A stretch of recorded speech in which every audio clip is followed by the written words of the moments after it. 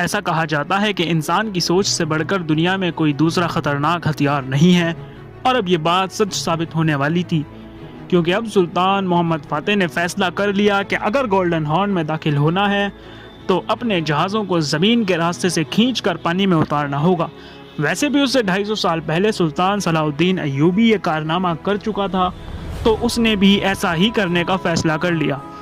तो हुआ ये कि गलाटा के पीछे वाली ज़मीन से एक 200 मील लंबी सड़क बनाई गई, उसे जानवरों की चर्बी से चिकना किया गया और फिर सैकड़ों बैलों और इंसानों ने खींचकर इन जहाज़ों को समुंदर में उतार दिया, और इस तरह उस्मानियों के जहाज़ गोल्डन हॉर्न में दाखिल हो गए।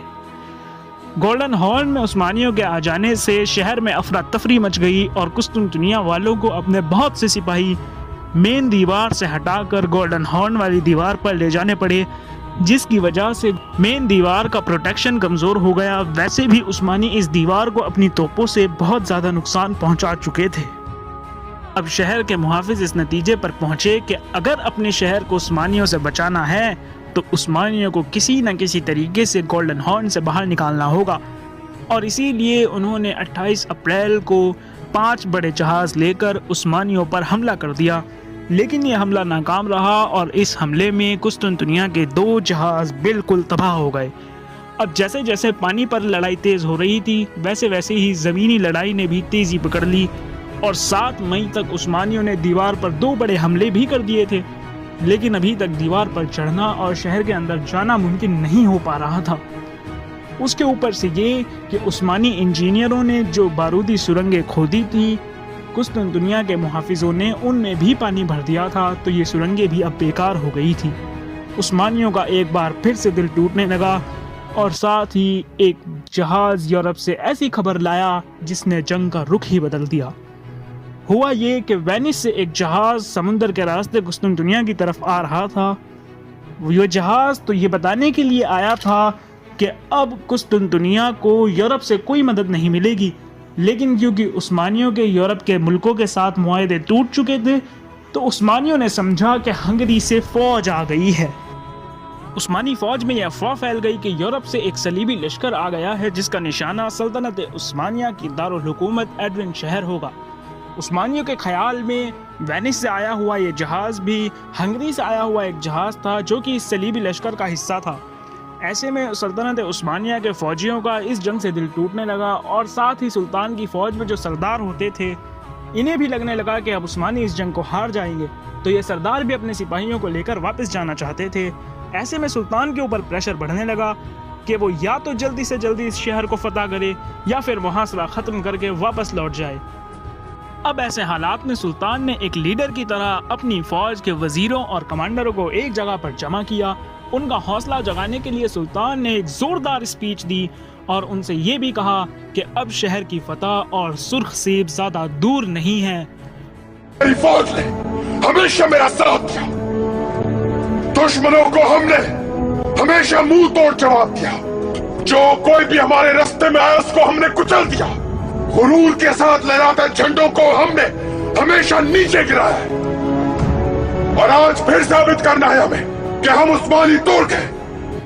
अब ये फैसला किया गया कि एक बार पूरा जोर लगाकर शहर पर आखिरी बार हमला किया जाएगा। इस हमले में अगर शहर फतह हो गया तो ठीक, और अगर ना हुआ तो मुहासरा खत्म कर लिया जाएगा। सुल्तान मोहम्मद फ़ातेह ने 26 अप्रैल 1453 को यह हुक्म दिया कि अब से हर रात हर खेमे के आगे एक नहीं बल्कि 2 बड़ी बड़ी मशालें जलाई जाएंगी। फौजी बैंडों को भी बहुत जोर जोर से बजाया जाएगा। 26, 27, 28 तीनों रातों तक बहुत ज़्यादा आग जलाई जाती, हर खेमे के आगे 2-2 मशालें जलाई जाती और फौजी बैंड ज़ोर ज़ोर से बजते। जब इस फौजी बैंड की आवाज़ें कुस्तुनतुनिया के मुहाफिजों के कानों में पड़ती तो वो मारे डर के कांपने लगते। 28 अप्रैल 1453 को तो सुल्तान की फ़ौज में जो ईसाई सिपाही थे, उन्होंने कुस्तुनतुनिया के सिपाहियों को आगाह भी किया। उन्होंने लेटर वाले तीरों को बांधकर कुस्तुनतुनिया के अंदर फेंका, जिन पर लिखा था कि तैयार रहो, उस्मानी फ़ौज अब जल्द ही तुम्हारा फैसला करने वाली है। और साथ ही साथ उधर इन तीनों दिन उस्मानी फ़ौजों ने दीवारों पर इतनी गोलाबारी की, इतनी तोपें चलाई कि जितनी इस पूरी जंग में भी नहीं चलाई गई थी। बीच बीच में सुपर गन भी चलाई जाती थी, लेकिन बाकी तोपों ने मिलकर इतनी फायरिंग की कि सुपर गन की कमी महसूस नहीं होती थी। अब सुल्तान ने यह हुक्म भी दिया कि रात के वक्त भी फायरिंग नहीं रुकेगी।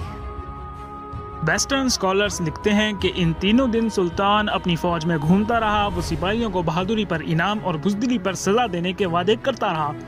वेस्टर्न स्कॉलर्स तो ये भी लिखते हैं कि सुल्तान ने अपने सिपाहियों और सरदारों से बड़े बड़े वादे कर रखे थे। उसने उन्हें यह भी कहा था कि शहर में जीतने के बाद, शहर में जाने के बाद, शहर के अंदर बहुत बड़ा खजाना है जो कि उन्हीं को दिया जाएगा। शहर के अंदर बड़े बड़े घर हैं, शहर के अंदर खूबसूरत औरतें हैं जो उनको दी जाएंगी और उनको 3 दिन तक शहर में लूट मार करने की इजाज़त दी जाएगी। हालांकि वेस्टर्न स्कॉलर्स तो ये सब लिखते हैं, लेकिन मुसलमान स्कॉलर्स की किताबों में ऐसा कुछ नहीं मिलता जिससे ये साबित हो सके। बहरहाल 28 अप्रैल के दिन पूरी मुसलमान फ़ौज ने, तुर्कों की पूरी फ़ौज ने, यहाँ तक कि तुर्क फ़ौज में जो ईसाई सिपाही थे उन्होंने भी जीत के लिए रोज़ा रखा। साथ ही साथ कुस्तुनतुनिया में भी दीवारों के पीछे जो ईसाई पादरी थे उन्होंने भी शहर के अंदर एक मजहबी जुलूस निकाला। इन पादरियों ने दीवारों पर खड़े कुस्तुनतुनिया के सिपाहियों के पास जाकर इनको दिलासा भी दिया। सिपाहियों से कुछ पादरियों ने यह भी कहा कि जीत इन्हीं की होगी और ये सिपाही ही सही रास्ते पर हैं। पादरियों ने सिपाहियों को बताया कि जल्द ही ये जंग खत्म हो जाएगी और उसके बाद हम सब लोग एक साथ मिलकर तुर्क फौज की हार का जश्न मनाएंगे। और ये सब उस वक्त हो रहा था जब कुस्तुनतुनिया की दीवारों पर उस्मानी तोपें 5000 गोले बरसा चुकी थी। अब आखिरी हमले का वक्त हो रहा था और सुल्तान ने अपने बहरी जहाज़ों को और सिपाहियों को यह हुक्म दिया कि वो एक ही साथ शहर पर टूट पड़ें, क्योंकि सुल्तान नहीं चाहता था कि उन्हें संभलने का ज़रा भी मौका दिया जाए। रात के 1:30 बजे सुल्तान ने अपनी गैर मुनज़्ज़म फ़ौज को, यानी कि उस वाली फ़ौज को जो बाहर शहरों से आई हुई थी, उसे हुक्म दिया कि वो भी कुस्तुनतुनिया के ऊपर हमला कर दें। लेकिन ये सारे हमले दिखावे के लिए थे। असली हमला तो उस जगह से होना था जहाँ से दीवार का हिस्सा पहले से कमज़ोर था।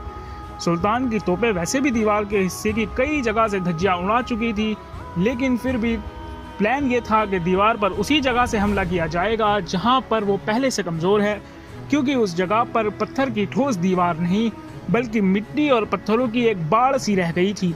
तो सुल्तान ने रात 1:30 बजे अपनी गैर मुनज़्ज़म फ़ौज को हुक्म दिया कि वो भी दीवार के इस हिस्से पर टूट पड़े। सुल्तान का हुक्म पाते ही हज़ारों हज़ार सिपाही खाई को पार करके कुस्तुनतुनिया की दीवारों पर टूट पड़े। उधर से कुस्तुनतुनिया के सिपाही भी एक्टिव थे। ये सिपाहियों के ऊपर तीरों और पत्थरों की बारिश कर रहे थे। सिपाहियों ने सुल्तान की फ़ौज के ऊपर ग्रीक फायर भी डालना शुरू कर दिया। याद रहे कि ग्रीक फायर वही खतरनाक केमिकल है जिससे लगी हुई आग पानी डालने पर भी नहीं बुझती। इस जंग में सुल्तान की फ़ौज के हज़ारों सिपाही मारे गए और ये लड़ाई 2 घंटे तक चली। अब सुल्तान की गैर मुनज़्ज़म फ़ौज जब लड़ते लड़ते थक गई तो सुल्तान ने अपनी फ़ौज को पीछे हटा लिया और अब सुल्तान ने उस फ़ौज को हुक्म दिया कि वो फ़ौज आगे जाकर लड़ाई करे जो कि सल्तनत की अपनी फ़ौज थी। इस फ़ौज को अनातोलियन इन्फेंट्री कहते थे। अनातोलियन इन्फेंट्री ने ढालों की आड़ लेकर ढालों के साए में आगे बढ़ना शुरू किया तो सिपाहियों ने इनके ऊपर भी ग्रीक फायर और पत्थरों की बारिश कर दी।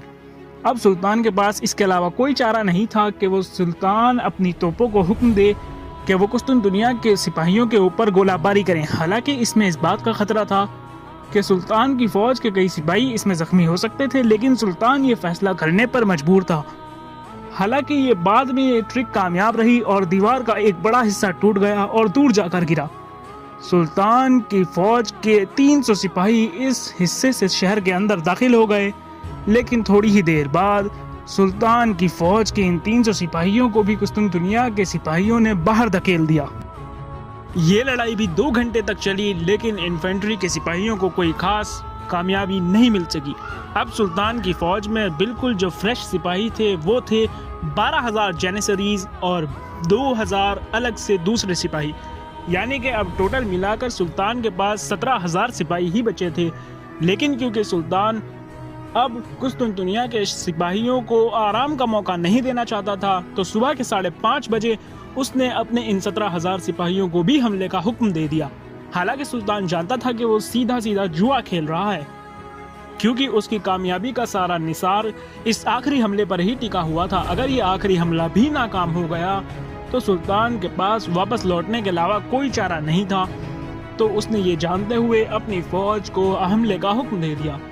इस आखिरी हमले को जेनिसरीज लीड कर रहे थे। याद रहे कि जेनिसरीज उस्मानी फौज के एलीट सोल्जर्स यानी स्पेशल सिपाही होते थे। इन लोगों की फौज के अंदर स्पेशल ट्रीटमेंट होता था, इनको अलग से सैलरीज भी बाकी सिपाहियों से ज़्यादा दी जाती थी। तो इस हमले को जेनिसरीज लीड कर रहे थे, लेकिन लड़ाई तो ज़ोरों शोरों से हो रही थी, लेकिन एक बार फिर से फतह की कोई उम्मीद नज़र नहीं आ रही थी। लेकिन ऐसे में ही जंग का एक टर्निंग पॉइंट उस वक्त आया जब उस्मानियों को एक पीछे के दरवाजे का पता चल गया। हुआ ये कि कुस्तुनतुनिया की दीवार के नीचे एक गेट था जिसे सर्कस डोर भी कहा जाता था।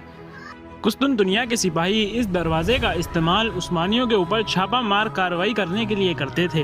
वो इस दरवाजे से आते और फिर उस्मानियों के ऊपर हमला करके वापस चले जाते। 28 मई की रात को भी कुस्तुनतुनिया के सिपाहियों ने यही किया, लेकिन वापसी के वक्त वो इस दरवाजे को बंद करना भूल गए और ये मंजर एक उस्मानी सिपाही ने देख लिया। अब अगले दिन 50 उस्मानी सिपाही इस दरवाजे के रास्ते से अंदर चले गए और वेस्टर्न दीवार के ऊपर चढ़ गए। जब ये लोग दीवार पर चढ़ गए तो इन्होंने दीवार की मीनारों के ऊपर लहराते हुए कुस्तुनतुनिया के झंडों को फाड़ना शुरू कर दिया। जेनिसरीज में से एक सिपाही जिसका नाम आगा हसन था, वो अपने 30 साथियों के साथ दीवार के ऊपर तुर्कों का परचम लहराने में कामयाब रहा। अब दीवार के ऊपर लहराता हुआ तुर्कों का परचम दीवार के मुहाफिजों को और बाहर खड़ी तुर्क फौज को ये बता रहा था कि अब शहर के ऊपर उस्मानियों का कब्जा हो चुका है। अब ये शहर फतेह हो चुका था। उस्मानियों के पास सुर्ख सेब आ चुका था, सुर्ख सेब उनकी झोली में आ गया था।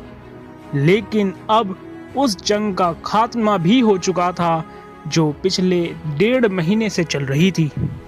साथ ही साथ जिस जंग का इंतज़ार 1000 साल से हो रहा था, वो जंग भी अब हो चुकी थी।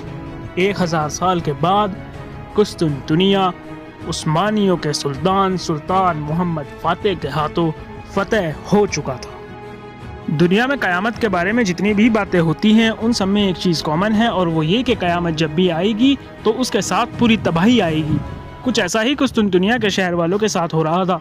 पुराने ज़माने के यूरोप में लोगों का ऐसा मानना था कि जब कुस्तुनतुनिया फतेह हो जाएगा उस दिन क़यामत आ जाएगी।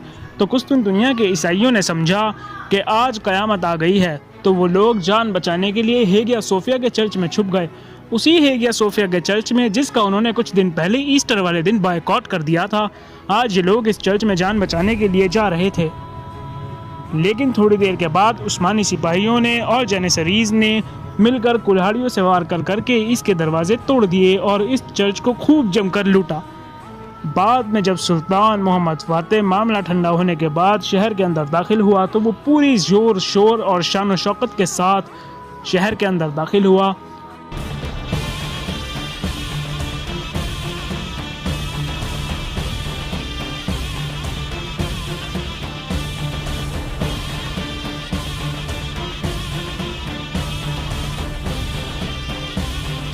बाद में सुल्तान ने इन ईसाइयों को अपने अपने मजहबों पर चलने की भी इजाज़त दी और हेगिया सोफिया चर्च को चर्च से बदलकर मस्जिद बना दिया गया और इसका नाम हेगिया सोफिया से आया सोफिया कर दिया गया।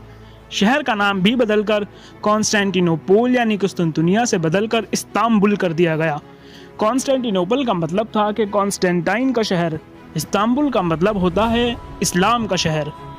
हमने आपको दिखाया कि कुस्तुनतुनिया यानी कॉन्स्टेंटिनोपल, जिसे हम इस्तांबुल के नाम से जानते हैं, किस तरह फतह हुआ। ये पूरी दास्तान आपने देखी। हमने बहुत सारी किताबों से, वीडियोस से, डॉक्यूमेंट्री से रिसर्च करके आपके सामने इस दास्तान को एक खूबसूरत अंदाज में पेश करने की कोशिश भी की।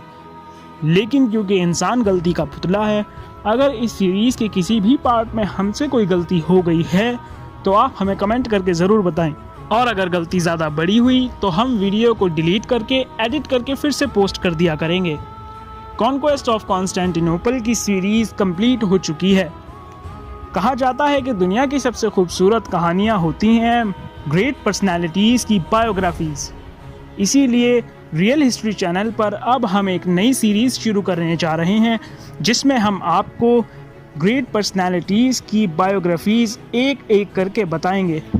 हम हर संडे और वेडनेसडे आपके लिए ऐसी ही वीडियोस लाते रहते हैं जिनमें हम आपको इतिहास के, हिस्ट्री के ग्रेट इवेंट्स या ग्रेट पर्सनालिटीज़ के बारे में बताते हैं। तो आगे आपसे कोई ऐसी वीडियो मिस ना हो तो इसके लिए ज़रूरी है कि आप हमारे चैनल को सब्सक्राइब कीजिए, बेल आइकन को प्रेस कीजिए और हमारे साथ जुड़े रहिए। और हमारी वीडियोस को लाइक कीजिए, शेयर कीजिए, हमें सच में अच्छा लगता है। और देखते रहिए रियल हिस्ट्री, और याद रखिए कि history is not a mystery.